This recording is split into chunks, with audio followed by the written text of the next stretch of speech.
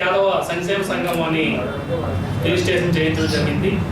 ఈ యొక్క సంఘంకు పల్లా బాచి గారిని ప్రెసిడెంట్గా పెట్టడం జరిగింది, ఎన్నుకోవడం జరిగింది. అంటే మీకు అందరికీ అనుమానం, అంటే ఇది యాదవ సంక్షేమ సంఘం కదా, ఇది జర్నలిస్ట్ కోసం పెట్టారు ఏంటి అని మీరు ఇప్పుడు ఒకరు నన్ను క్వశ్చన్ చేశారు. అంటే ఇది కేవలం కులానికి సంబంధించిన ఇష్యూల కోసమే మాట్లాడడానికి కానీ ఈ సంఘం ఎస్టాబ్లిష్ చేసుకోలేదండి. ఇది సామాజిక సమస్యలపైన అలాగే కులానికి సంబంధించిన ఎలాంటి సమస్యలైనా సరే మేము ముందుండాలని ఈ యొక్క సంఘాన్ని ఎస్టాబ్లిష్ చేసుకోవడం జరిగింది.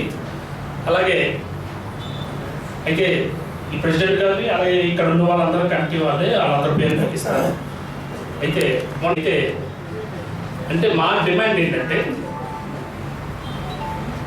ఇప్పుడు ఒక బ్రేక్ ఫెయిల్ అయిపోతుంది, ఫెయిల్ అయిపోయినప్పుడు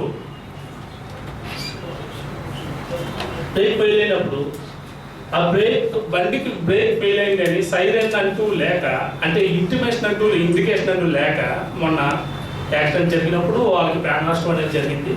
అంటే ఎలాంటివి కాకుండా, అంటే యాక్సిడెంట్లు అంటే ఇలాంటి బ్రేక్ ఫెయిల్ అయిన విషయాలు అలాంటివి జరిగినప్పుడు ఒక సైరన్ లాంటివి ఏర్పాటు చేస్తే, అంటే ఆ సైరన్ ప్రతి ఒక్క డ్రైవర్కి దాని ఒక ఐడియా అంటూ ఉంటుంది. కాబట్టి ఇప్పుడు అలా జరిగిన టైంలో అది ప్రెస్ చేసినట్టయితే ఒక ఇండికేషన్ అనేది జనంలోకి వెళ్తుంది. ఆ జనంలోకి వెళ్ళేటప్పుడు జనం కొంచెం ఎలక్ట్ అయ్యి ఆ పక్కకి ఈ పక్కకి తప్పుకోవడానికి అవకాశం ఉండి ప్రాణ నష్టం తప్పే అవకాశం కూడా ఉంటుంది కదా.